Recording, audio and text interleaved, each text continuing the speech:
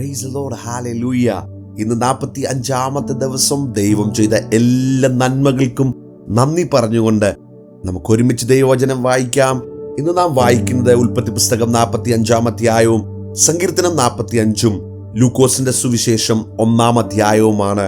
ഉൽപ്പത്തി പുസ്തകം 45-ാം അധ്യായം. അപ്പോൾ ചുറ്റും നിൽക്കുന്നവരുടെ മുമ്പിൽ തന്നെത്താൻ അടക്കുവാൻ വഹിയാതെ എല്ലാവരെയും എന്റെ അടുക്കൽ നിന്ന് പുറത്താക്കുവിനെന്ന് യോസേഫ് വിളിച്ചു പറഞ്ഞു. ഇങ്ങനെ യോസേഫ് തന്റെ സഹോദരന്മാർക്ക് തന്നെ വെളിപ്പെടുത്തിയപ്പോൾ ആരും അടുക്കൽ ഉണ്ടായിരുന്നില്ല. അവൻ ഉച്ചത്തിൽ കരഞ്ഞു. മിസ്രയീമ്യരും ഫറവോന്റെ ഗ്രഹവും അത് കേട്ടു. യോസേഫ് സഹോദരന്മാരോട്, ഞാൻ യോസേഫ് ആകുന്നു, എന്റെ അപ്പൻ ജീവനോടിരിക്കുന്നുവോ എന്ന് പറഞ്ഞു. അവന്റെ സഹോദരന്മാർ അവന്റെ സന്നിധിയിൽ ഭ്രമിച്ചു പോയതുകൊണ്ട് അവനോട് ഉത്തരം പറവാൻ അവർക്ക് കഴിഞ്ഞില്ല. യോസേഫ് സഹോദരന്മാരോട്, ഇങ്ങോട്ട് അടുത്തു വരുവീൻ എന്ന് പറഞ്ഞു. അവർ അടുത്തു ചെന്നപ്പോൾ അവൻ പറഞ്ഞത്, നിങ്ങൾ മിസ്രയീമിലേക്ക് വിറ്റുകളഞ്ഞ നിങ്ങളുടെ സഹോദരൻ യോസേഫ് ആകുന്നു ഞാൻ. എന്നെ ഇവിടെ വിറ്റതുകൊണ്ട് നിങ്ങൾ വ്യസനിക്കേണ്ട, വിഷാദിക്കുകയും വേണ്ട. ജീവരക്ഷയ്ക്കായി ദൈവം എന്നെ നിങ്ങൾക്ക് മുമ്പേ അയച്ചതാകുന്നു. ദേശത്ത് ക്ഷാമമുണ്ടായിട്ട് ഇപ്പോൾ 2 സംവത്സരമായി. ഉഴവും കൊയ്ത്തും ഇല്ലാത്ത 5 സംവത്സരം ഇനിയുമുണ്ട്. ഭൂമിയിൽ നിങ്ങൾക്ക് സന്തതി ശേഷിക്കേണ്ടതിനും വലിയൊരു രക്ഷയാൽ നിങ്ങളുടെ ജീവനെ രക്ഷിക്കേണ്ടതിനും ദൈവം എന്നെ നിങ്ങൾക്ക് മുമ്പേ അയച്ചിരിക്കുന്നു. ആകയാൽ നിങ്ങളല്ല, ദൈവമത്രേ എന്നെ ഇവിടെ അയച്ചത്. അവൻ എന്നെ ഫറവോന് പിതാവും അവന്റെ ഗ്രഹത്തിനൊക്കെയും യജമാനനും മിസ്രയീം ദേശത്തിനൊക്കെയും അധിപതിയും ആക്കിയിരിക്കുന്നു. നിങ്ങൾ ബന്ധപ്പെട്ട് എന്റെ അപ്പന്റെ അടുക്കൽ ചെന്ന് അവനോട് പറയേണ്ടത് എന്തെന്നാൽ, നിന്റെ മകനായ യോസേഫ് ഇപ്രകാരം പറയുന്നു, ദൈവം എന്നെ മിസ്രയീമിനൊക്കെയും അധിപതിയാക്കിയിരിക്കുന്നു.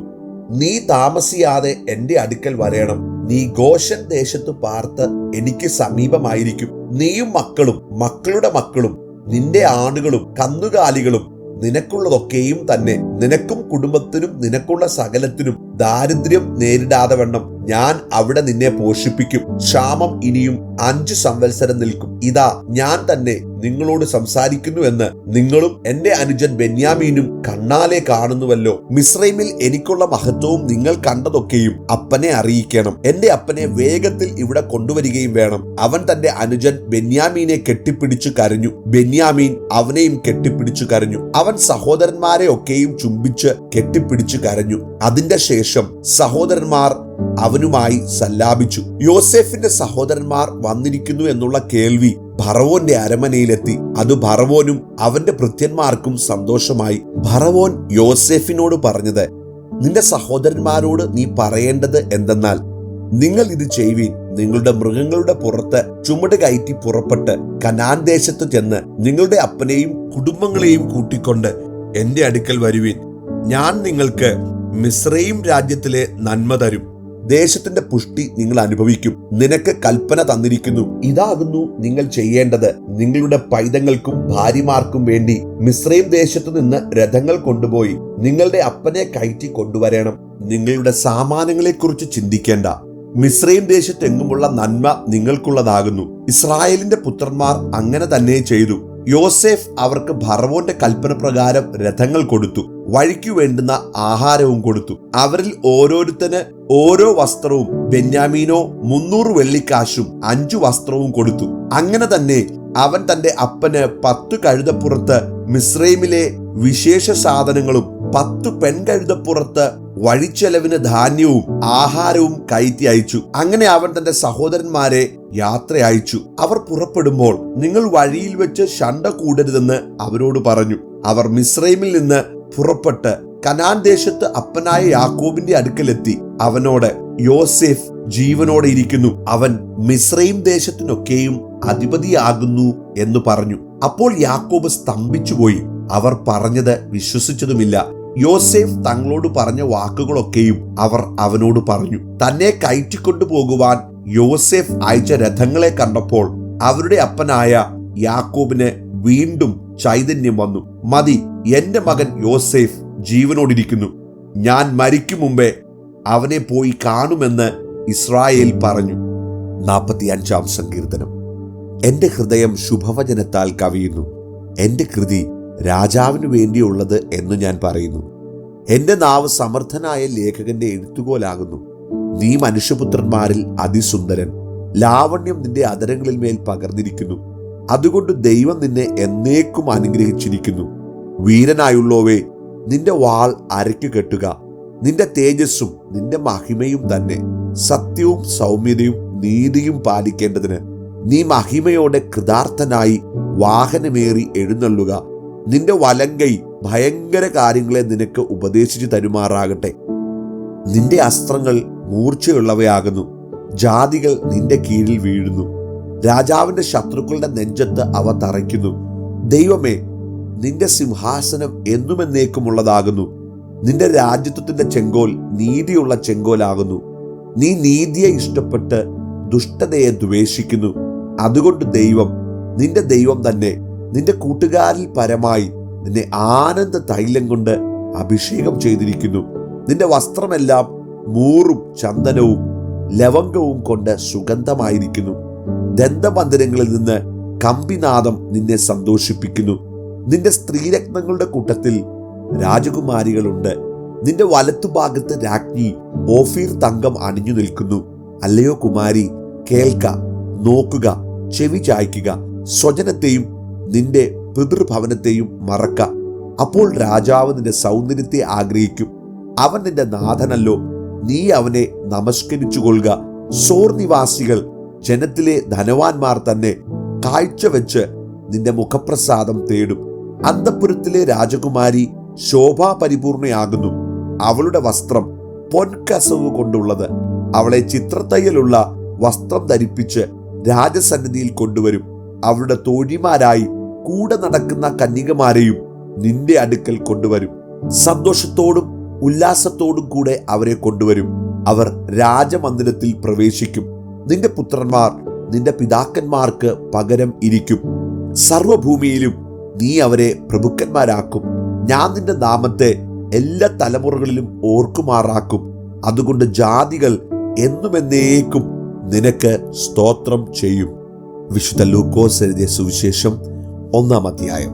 ശ്രീമാനായ തെയോഫിലോസേ, ആദ്യം മുതൽ കണ്ട സാക്ഷികളും വചനത്തിന്റെ ശുശ്രൂഷകന്മാരുമായവർ നമ്മെ ഭരമേൽപ്പിച്ചതുപോലെ നമ്മുടെ ഇടയിൽ പൂർണ്ണമായി പ്രമാണിച്ചു വരുന്ന കാര്യങ്ങളെ വിവരിക്കുന്ന ഒരു ചരിത്രം ക്ഷമപ്പാൻ പലരും തുനിഞ്ഞിരിക്കൊണ്ട് നിനക്ക് ഉപദേശം ലഭിച്ചിരിക്കുന്ന വാർത്തയുടെ നിശ്ചയം നീ അറിയേണ്ടതിന് അത് ക്രമമായി എഴുതുന്നത് നന്നെന്ന് ആദ്യം മുതൽ സകലവും സൂക്ഷ്മമായി പരിശോധിച്ചിട്ട് എനിക്ക് തോന്നിയിരിക്കുന്നു. യഹൂദ്യ രാജാവായ ഹേരോദാവിന്റെ കാലത്ത് അബിയാക്കൂറിൽ സെക്കരിയാവ് എന്നു പേരുള്ള ഒരു പുരോഹിതനുണ്ടായിരുന്നു. അവന്റെ ഭാര്യ അഹരോന്റെ പുത്രിമാരിൽ ഒരുത്തിയായിരുന്നു. അവൾക്ക് എലിശബത്ത് എന്നു പേർ.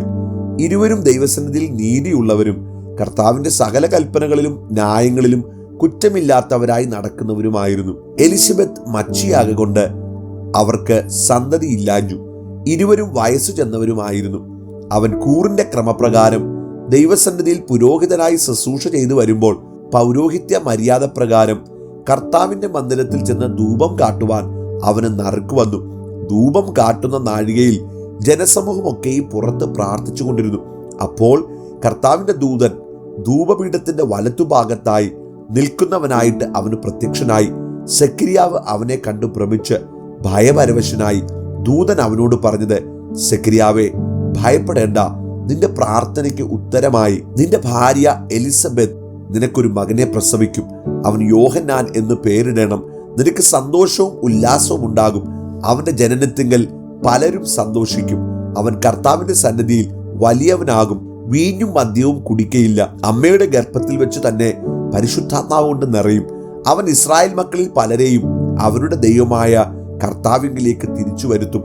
അവൻ അപ്പന്മാരുടെ ഹൃദയങ്ങളെ മക്കളിലേക്കും വഴങ്ങാത്തവരെ നീതിമാന്മാരുടെ ബോധത്തിലേക്കും തിരിച്ചുകൊണ്ട് ഒരുക്കമുള്ളൊരു ജനത്തെ കർത്താവിന് വേണ്ടി ഒരുക്കുവാൻ അവന് മുമ്പായി ഏലിയാവിന്റെ ആത്മാവോടും ശക്തിയോടും കൂടെ നടക്കും.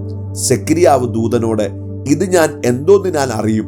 ഞാൻ വൃദ്ധനും എൻ്റെ ഭാര്യ വയസ്സു ചെന്നവളുമല്ലോ എന്ന് പറഞ്ഞു. ദൂതൻ അവനോട്, ഞാൻ ദൈവസന്നിധിയിൽ നിൽക്കുന്ന ഗബ്രിയേലാകുന്നു. നിന്നോട് സംസാരിപ്പാനും ഈ സദ്വർത്തമാനം നിന്നോട് അറിയിപ്പാനും എന്നെ അയച്ചിരിക്കുന്നു. തക്ക സമയത്ത് നിവർത്തി വരുവാനുള്ള എൻ്റെ ഈ വാക്ക് വിശ്വസിക്കായ കൊണ്ട് അത് സംഭവിക്കും വരെ നീ സംസാരിപ്പാൻ കഴിയാതെ മൗനമായിരിക്കും എന്ന് ഉത്തരം പറഞ്ഞു. ജനം സെക്കരിയാവിനായി കാത്തിരുന്നു. അവൻ മന്ദിരത്തിൽ താമസിച്ചതിനാൽ ആശ്ചര്യപ്പെട്ടു. അവൻ പുറത്തു വന്നാറെ അവരോട് സംസാരിപ്പാൻ കഴിഞ്ഞില്ല. അതിനാൽ അവൻ മന്ദിരത്തിൽ ഒരു ദർശനം കണ്ടു എന്ന് അവർ അറിഞ്ഞു. അവൻ അവർക്ക് ആംഗ്യം കാട്ടി ഊമനായി പാർത്തു. അവന്റെ ശുശ്രൂഷാകാലം തികഞ്ഞ ശേഷം അവൻ വീട്ടിലേക്ക് പോയി. ആ നാളുകൾ കഴിഞ്ഞിട്ട് അവന്റെ ഭാര്യ എലിസബത്ത് ഗർഭം ധരിച്ചു. മനുഷ്യരുടെ ഇടയിൽ എനിക്കുണ്ടായിരുന്ന നിന്ദ നീക്കുവാൻ കർത്താവ് എന്നെ കടാക്ഷിച്ച നാളിൽ ഇങ്ങനെ എനിക്ക് ചെയ്തു തന്നിരിക്കുന്നു എന്ന് പറഞ്ഞ് 5 മാസം ഒളിച്ചു പാർത്തു. 6-ാം മാസത്തിൽ ദൈവം ഗബ്രിയേൽ ദൂതനെ നസറേത്ത് എന്ന ഗലീല പട്ടണത്തിൽ ദാവീദ് ഗൃഹത്തിലുള്ള യോസേഫ് എന്നൊരു പുരുഷന് വിവാഹം നിശ്ചയിച്ചിരുന്ന കന്യകയുടെ അടുക്കൽ അയച്ചു. ആ കന്യകയുടെ പേർ മറിയ എന്നായിരുന്നു.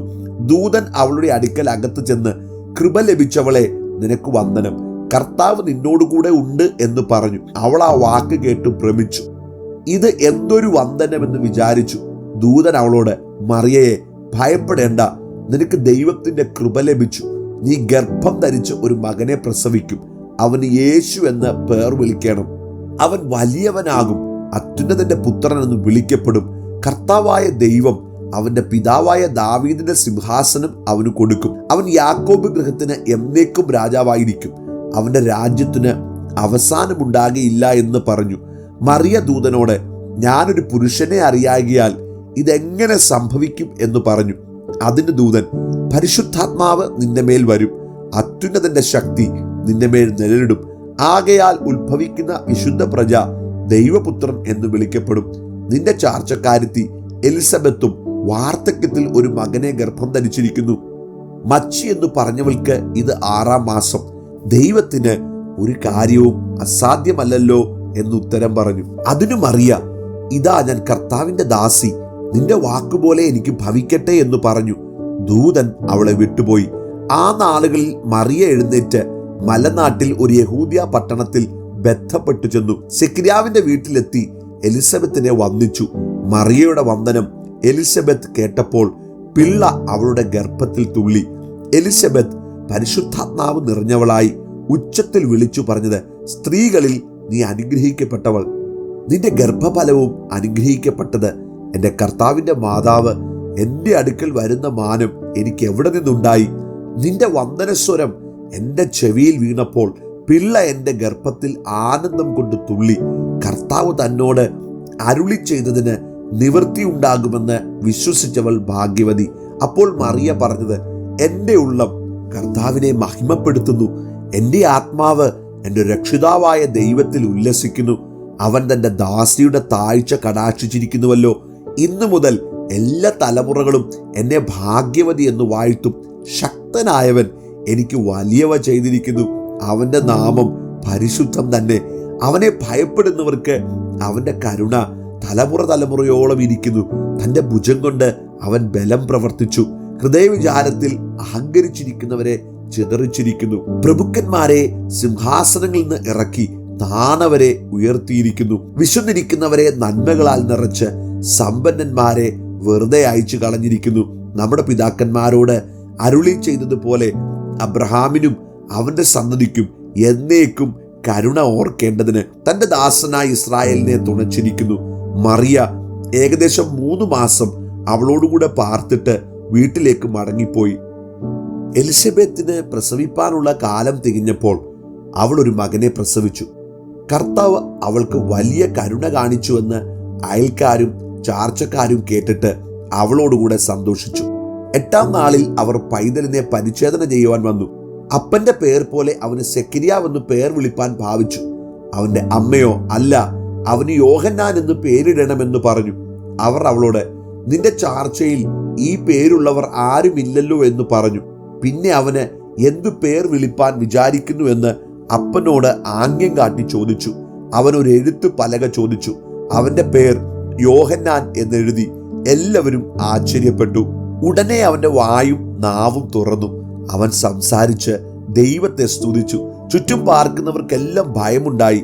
യഹൂദ്യ മലനാട്ടിലെങ്ങും ഈ വാർത്തയൊക്കെയും പരന്നു. കേട്ടവർ എല്ലാവരും അത് ഹൃദയത്തിൽ നിക്ഷേപിച്ചു. ഈ പൈതൽ എന്താകുമെന്ന് പറഞ്ഞു. കർത്താവിന്റെ കൈ അവനോട് കൂടെ ഉണ്ടായിരുന്നു. അവന്റെ അപ്പനായ സെക്കരിയാവ് പരിശുദ്ധാത്മാവ് നിറഞ്ഞവനായി പ്രവചിച്ചു പറഞ്ഞത്, ഇസ്രായേലിന്റെ ദൈവമായ കർത്താവ് അനുഗ്രഹിക്കപ്പെട്ടവൻ. അവൻ തന്റെ ജനത്തെ സന്ദർശിച്ച് ഉദ്ധാരണം ചെയ്യുകയും ആദ്യം മുതൽ തന്റെ വിശുദ്ധ പ്രവാചകന്മാർ മുഖാന്തരം അരുളി ചെയ്തതുപോലെ നമ്മുടെ ശത്രുക്കളുടെ വശത്തു നിന്ന് നമ്മെ പകയ്ക്കുന്ന ഏവരുടെയും കയ്യിൽ നിന്നും നമ്മെ രക്ഷിപ്പാൻ തന്റെ ദാസനായ ദാവീദിന്റെ ഗൃഹത്തിൽ നമുക്ക് രക്ഷയുടെ കൊമ്പ് ഉയർത്തുകയും ചെയ്തിരിക്കുന്നത് നമ്മുടെ പിതാക്കന്മാരോട് കരുണ പ്രവർത്തിക്കേണ്ടതിനും നമ്മുടെ ശത്രുക്കളുടെ കയ്യിൽ നിന്ന് രക്ഷിക്കപ്പെട്ട് നാം ആയുഷ്കാലമൊക്കെയും ഭയം കൂടാതെ തിരുമുമ്പിൽ വിശുദ്ധിയിലും നീതിയിലും തന്നെ ആരാധിപ്പാൻ നമുക്ക് കൃപ നൽകണമെന്ന് അവൻ നമ്മുടെ പിതാവായ അബ്രഹാമിനോട് സത്യവും തന്റെ വിശുദ്ധ നിയമവും ഓർത്തതുകൊണ്ടും ആകുന്നു. നീയോ പൈതലെ അത്യുന്നതന്റെ പ്രവാചകൻ എന്നു വിളിക്കപ്പെടും. കർത്താവിന്റെ വഴി ഒരുക്കുവാനും നമ്മുടെ ദൈവത്തിന്റെ ആർദ്ര കരുണയാൽ അവന്റെ ജനനത്തിന് പാപമോചനത്തിൽ രക്ഷാപരിജ്ഞാനം കൊടുപ്പാനുമായി നീ അവന് മുമ്പായി നടക്കും. ഇരുളിലും മരണനിഴലിലും ഇരിക്കുന്നവർക്ക് പ്രകാശിച്ച് നമ്മുടെ കാലുകളെ സമാധാന മാർഗത്തിൽ നടത്തേണ്ടതിന് ആ ആർദ്ര കരുണയാൽ ഉയരത്തിൽ നിന്ന് ഉദയം നമ്മെ സന്ദർശിച്ചിരിക്കുന്നു. പൈതൽ വളർന്നു, ആത്മാവിൽ ബലപ്പെട്ടു. അവൻ ഇസ്രായേലിന് തന്നെത്താൻ കാണിക്കുന്ന ആൾ വരെ മരുഭൂമിയിൽ ആയിരുന്നു.